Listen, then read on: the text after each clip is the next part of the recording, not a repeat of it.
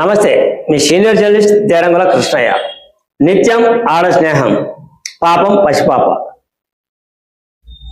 నిత్య నీళ్లలో మరణ శాసనమా అనే అంశంపై విశ్లేషణ. పులివెందుల నియోజకవర్గం లింగాల మండలం మోర్తుంతలపల్లె గ్రామంలో ఓ పసిపాప చనిపోయింది. చనిపోవడానికి కారణం 7 ఏళ్ల స్నేహం అంట. ముగ్గురు ఆడవాళ్ళ స్నేహం. ఎక్కడికి వెళ్ళినా, ఏ ప్రాంతానికి వెళ్ళినా ముగ్గురు కలిసి వెళ్తారు. అంతటి మహోన్నతమైన స్నేహం. ఒకే చీర ముగ్గురు కర్తారు అంట.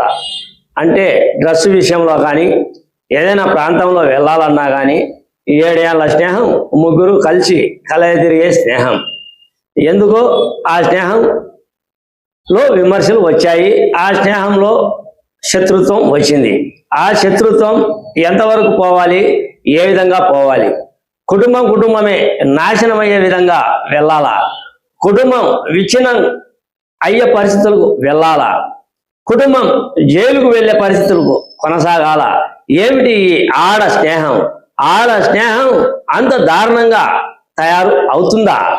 ఇది కేవలం 4 ఏళ్ల పాప నీళ్లలో మరణ శాసనం అయ్యిందా వీళ్ళ స్నేహం? అసలు పులివెందుల్లో ఇటువంటి దుర్ఘటన ఏ మలుపు తిరిగింది? ఎందుకు వెళ్తూ ఉంది? ఈ విషయాన్ని మనం దృష్టిలో పెట్టుకుంటే, ఆడదానికి ఆడదే శత్రువు అంటారు. ఆడదానికి ఆడదే శత్రువు కరెక్టే. ఆడదానికి ఆడదే శత్రువు అనే విషయంలో ఇంకొక కోణంలో ఆలోచన చేయాలి. ఆడదానికి శత్రువు ఆడవాళ్ళ పగ, కానీ ఆడదానికి శత్రువు పసి పాప. మాట రాని పాప, మాటలు చిన్నగా వచ్చిన పాప. ఆ పాపను బలి తీసుకోవడం ఏమిటి? అంత బలమైన నిర్ణయం పులివెందుల్లో ఒక ఆడమంచికి రావడానికి కారణం ఏమిటి?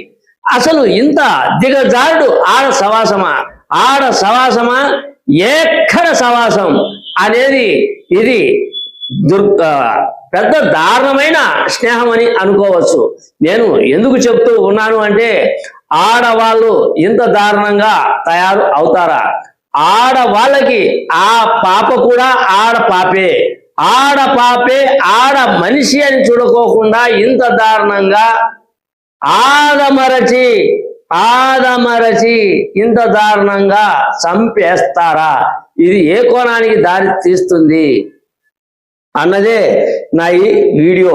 ఈరోజు డిఎస్పి మురళీ నాయక్ వివరించిన ప్రకారం ఈ సంఘటనకు సంబంధించి పాప మరణం, 2 రోజుల నుంచి జరుగుతున్న తతంగం డిఎస్పి పూర్తి వివరణ ఇచ్చారు. ఆ పసిపాపను చంపింది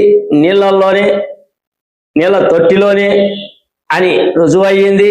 సీసీ కెమెరాలు పెట్టారంట. అటు తర్వాత వాళ్ళ గొడవలకు సిఐ ఎంతో నిఘా ఉంచాడు అంట. ఆ నిఘాలో ప్రతిఫలం. అటు తర్వాత ఎస్పీ ఆదేశాల మేరకు ప్రత్యేక నిఘా నిపుణులు, ఆ తర్వాత ప్రత్యేక పోలీసు బృందం అంతా సాధించినటువంటి పక్క నిజాలు తేల్చారు డిఎస్పీ వివరణ ప్రకారం. చూడండి ఈ వీడియోలో.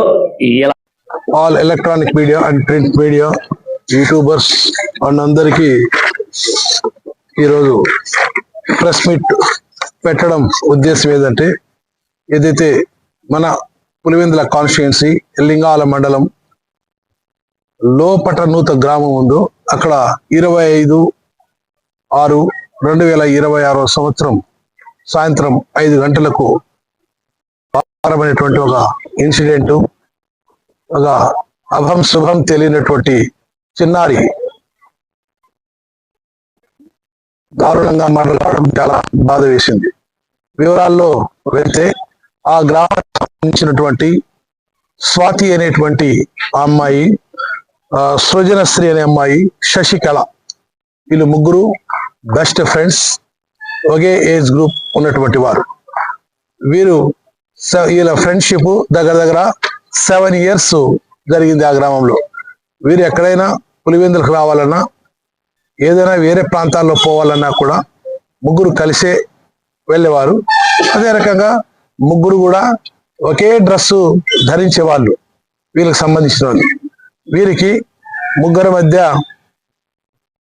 గత సంవత్సరం ఆగస్టు నెలలో కొన్ని ప్రాబ్లమ్స్ రావడము, ముఖ్యంగా ఏమంటే ఈ స్వాతి వారి పిల్లలు, అదే రకంగా సృజనశ్రీ వాళ్ళ పిల్లలు కొట్లాడుకునేటువంటి క్రమంలో పిల్లలు కొట్టుకోవడం జరిగితే ఈ పెద్దలకు కూడా గలాట పడడం జరుగుతుంది. గలాట పడేటువంటి క్రమంలో వీరు ఎవరైతే సృజనశ్రీ ఉన్నారో, శశికళ అనే అమ్మాయి ఉందో, ఆ అమ్మాయి ఇద్దరు ఒక బ్యాచ్ గా ఉండడము, వీరిద్దరూ స్వాతి అనేటువంటి అమ్మాయికి దూరం పెట్టడం జరిగింది. 7 years ఈ ఫ్రెండ్షిప్ లో నన్ను దూరం చేస్తారా అనేటువంటి మనసులో పెట్టుకొనేసి క్రమంగా ఈ సృజనశ్రీ వాళ్ళ ఇంటికాడ స్వాతి రెడ్డి ఇద్దరు పక్క హౌసెస్ ఉంటాయి. ఆ పక్క హౌసెస్ లో సంబంధించినటువంటివి ఏం జరిగినా కూడా కొన్ని కొట్లాడుకోవడం, తిట్టుకోవడం అని జరుగుతూ ఉంటుంది. ఈ ఇయర్ జనవరి లాస్ట్ లో వాళ్ళ గలాట్లు జరిగినాయి. ఆ గలాట క్రమంలో గ్రామస్తులు కూడా కొంతమంది మీరు అరుచుకోవద్దండి, మీరు ఫ్రెండ్స్ గా ఉన్నారు కదా అట్లంతా అని చెప్పి దండించడం జరిగింది. 24/2/2026 సంవత్సరం రోజు వీళ్ళు ఎవరైతే సృజనశ్రీ ఉన్నారో వారి భర్త రామాచారి, అదే రకంగా వాళ్ళ అత్తగారైన లక్ష్మీదేవి గారు, ఈ పక్క ఏ పార్టీకి సంబంధించినటువంటి స్వాతి వాళ్ళ భర్త వెంకటరామరెడ్డి, వీరిపైన సబ్ ఇన్స్పెక్టర్ గారు 160 కేసు నమోదు చేసిన తర్వాత వారిని ఎంఆర్ఓ కోర్టులో కూడా బౌండర్ చేయడం జరిగింది. అంతటితో ఆగక ఒక 2-3 ఇన్సిడెంట్లు పంచాయతీలు చేసుకోవడం ఉండడం వల్ల సబ్ ఇన్స్పెక్టర్ గారు ఐడెంటిఫై చేసి ఆ 2 హౌసెస్ కి కెమెరాలు కూడా బిగించడం జరిగింది. ఎవరిది తప్పున్నా కూడా మేము యాక్షన్ తీసుకుంటాము అట్లంతా అని చెప్పి ఉద్దేశంతో చేసినారు. వాళ్ళు ఈ రకమైనటువంటి సబ్ ఇన్స్పెక్టర్ ఎవరైతే అక్కడ మన రెడ్డి గారు ఉన్నారో, వారు జగదీశ్వర్ రెడ్డి గారు ఉన్నారో, చర్య తీసుకున్న తర్వాత ఒక 4-5 months అక్కడ ప్రాబ్లం రాలేదు. కానీ 25/6/2026 మన తేదీన 5 గంటలకు లక్ష్మీదేవమ్మ, ఈ అమ్మాయి నిత్విక అనేటువంటి అమ్మాయి, చిన్న 4 years అమ్మాయి, వారిద్దరూ బజార్కి వెళ్తారు. బజార్కి వెళ్ళేటువంటి క్రమంలో అదే సమయంలోనే ఈ స్వాతి అనేటువంటి అమ్మాయి కూడా ఈ మొహరం పండగ వస్తూ ఉంటుంది. ఆ మొహరం పండగ సందర్భంగా ఈ ఏదైతే ఇంటి ముందర ఆవు పేడ దాన్ని తీసుకొని కల్లాపు చల్లుతారనమాట, అంటే అలుపుతా అంటారు, అది తీసుకురాదామని పోతుంది. ఈ అమ్మాయిని వదిలేసి వాళ్ళ అవ్వగారు జేజీ గారు ఏం చేస్తారంటే అదే వాళ్ళ ఫ్రెండ్స్ వడ్డెర కులానికి సంబంధించినటువంటి హౌసెస్ కొద్ది దూరం ఉంటే ఈ అమ్మాయిని వదిలేసి అక్కడ ఆ పెద్ద అమ్మ ముస్లామ్మ అక్కడ వెళ్తుంది. వెళ్లే క్రమంలో ఈ అమ్మాయి కూడా దగ్గరలోనే ఉంటుంది కాబట్టి ఈ అమ్మాయిని కూడా ఈ సాత్వి రెడ్డి దగ్గర చాలా బాగా పోతుంది, ఎందుకంటే ఫ్రెండ్స్ వాళ్ళమ్మ వాళ్ళు కాబట్టి. ఈ అమ్మాయిని తీసుకొని పోవడము, ఏదైతే ఆ ఊర్లో ఉన్నటువంటి లక్ష్మయ్య వాళ్ళ బాత్రూమ్ లో ఒక వాటర్ డ్రమ్ముతో కలిసినటువంటి వాటర్ కంటెంట్స్ తో వాటర్ ఉంటుంది, ఆ వాటర్ లో ముంచి చంపేయడం జరుగుతుంది. ముంచి చంపేసిన తర్వాత మరి ఆమె బాత్రూమ్ గెడేసేసి బాత్రూమ్ లోనే ఉన్నటువంటి వాటర్ లో పాపను వదిలేసి మెల్లగా వచ్చేస్తుంది. ఆ సందర్భంలో ఒక ఐ విట్నెస్ రమాదేవి అనేటువంటి ఆమె చూస్తుంది. ఈ అమ్మాయి కూడా వెళ్ళిపోయి తన క్రమేణా హౌస్కి వెళ్ళిపోతుంది, ఆ పేడ తీసుకొనేసి వెళ్ళిపోతూ ఉంటుంది. ఈ నిత్విక అనేటువంటి అమ్మాయి వాటర్ డమ్లోనే మునిగిపోయి చచ్చిపోయి ఉంటుంది. ఈ జరుగుతూ ఉంటామంటే నా కూతురు ఎక్కడ, నా కూతురు అని చెప్పి తల్లి జయశ్రీ గారు, జయశ్రీ ఆమె వచ్చి తన బిడ్డ ఎక్కడంత పాలకోలని చాలా బాధపడుతూ సందులు గొంతులంతా తిరుగుతూ ఉంటుంది. కానీ అక్కడ ఎవరైతే రమాదేవి ఉంటుందో నాకు డౌట్ ఉందమ్మా, ఒకసారి ఎవరైతే ఆ బాత్రూమ్ దగ్గర అమ్మాయి ఉన్నింది అక్కడ నుంచి స్వాతి అనేటువంటి ఆమె వస్తా ఉన్నింది కాబట్టి ఒకసారి పోయి చూడుపో అని అంటుంది. అమ్మాయి చూస్తే అక్కడ నీళ్ళ వాటర్లో ఆ పాప పడిపోయి చనిపోయి ఉంటుంది అనమాట. అంటే ఈ అమ్మాయి ముంచడం వల్లే అక్కడ చనిపోతుంది. వారికి పోలీస్ స్టేషన్ రావడము, గంగిరెడ్డి హాస్పిటల్ తీసుకొని పోవడం, పరంపరలో డాక్టర్స్ డిక్లేర్ చేయడం, ఇదంతా జరిగినటువంటి క్రమంలో మాకు ఈ ఎవరైతే జయశ్రీ అనేటువంటి సృజనశ్రీ అనే అమ్మాయి ఉందో వారి బంధువులంతా ధర్నా చేయడం అనే విషయం మీ అందరికీ తెలిసిండేదే, పులివెందుల పట్టణ ప్రజలకు కూడా తెలిసిండేది. ఆ క్రమంలో నైట్కి నైటే విషయం పైన నేను అదే రకంగా మా circle SIs and inspector Vempalli CI గారు Narasimhulu, Shankar Reddy RK valley CI గారు, అదే రకంగా మన ఎస్ఐ గారు జగదీశ్వర్ రెడ్డి, మన శాంతిలాల్ ఎస్ఐ రూరల్ సిఐ గారు, అదే రకంగా శ్రీరామ్ ఎస్ఐ, అదే రకంగా అంతమంది వచ్చి నైట్కి నైట్ మా గౌరవనీయులైనటువంటి మా జిల్లా ఎస్పీ గారు శ్రీ సెల్కే నచికేత్ విశ్వనాథ్ ఐపీఎస్ సార్ ఆధ్వర్యంలో ఇది జరిగినటువంటి అన్ని విషయాలు చెప్పిన తర్వాత వారు నైట్కే క్లూస్ టీంను పంపించడము, అదే రకంగా డాస్కోట్ టీంను పంపడము, ఈ రకంగా పంపడం వల్ల నైట్కి నైటే ఆ కేసు విత్ ఇన్ అవర్స్ లోనే ఛేదించామన్నమాట. ఛేదించడం జరిగింది. అక్కడ పోయిన తర్వాత ఏమో నేరస్థల తీరును బట్టి చూస్తే అన్ని కులంకుశంగా ఈ డాష్ కోడ్ ను ఉపయోగించాం. డాష్ కోడ్ ఏదైతే ఆ బాత్రూమ్ సంబంధించినటువంటి ఉన్నాయో ఆ విజువల్స్ కూడా మీకు షేర్ చేస్తాము, సో చూసుకోవచ్చు మీరు కూడా.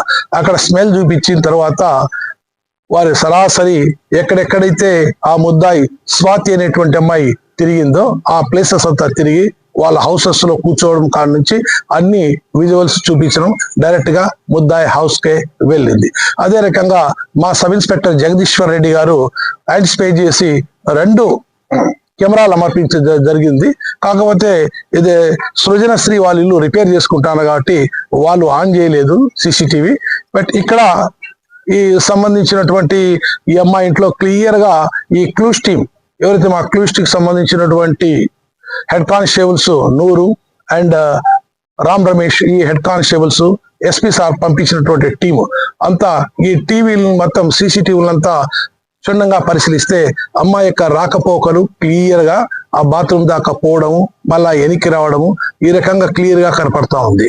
అదే రకంగా ఈ రకంగా మనం ముగ్గురిని I witness, technical evidences, dog యొక్క ట్రాకింగ్ ఇవన్నీ అయిన తర్వాత వాళ్ళని విచారించిన తర్వాత క్లియర్ గా ఈరోజు మనం ఆమెను అరెస్ట్ చేయడం జరిగింది. అరెస్ట్ చేసేటువంటి క్రమంలో మనము మీ ముందర హాజరుపరిచాము.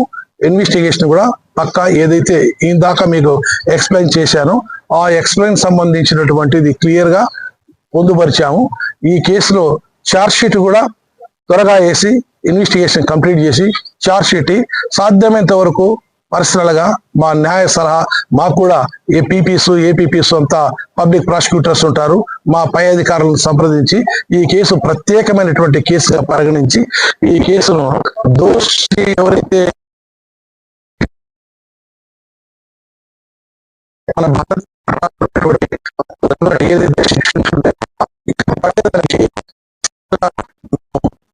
కృషి చేసి ఈ కేసు సాధ్యమైనంత వరకు ట్రయల్ కూడా జరిగేటట్టుగా మా వంతు కృషి చేస్తామన్నమాట.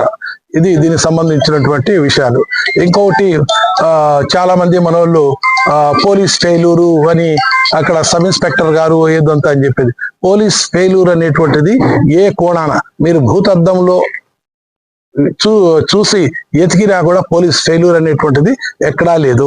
క్లియర్ గా పోలీస్ ఏదైతే ఏమేమి చేయాలో, ఏమేమి ప్రివెంటివ్ స్టెప్స్ తీసుకున్నారో, ఏమి యాక్షన్ తీసుకోవాలో క్లియర్ గా జగదీశ్వర్ రెడ్డి ఎస్ఐ గారు తీసుకోవడం జరిగింది.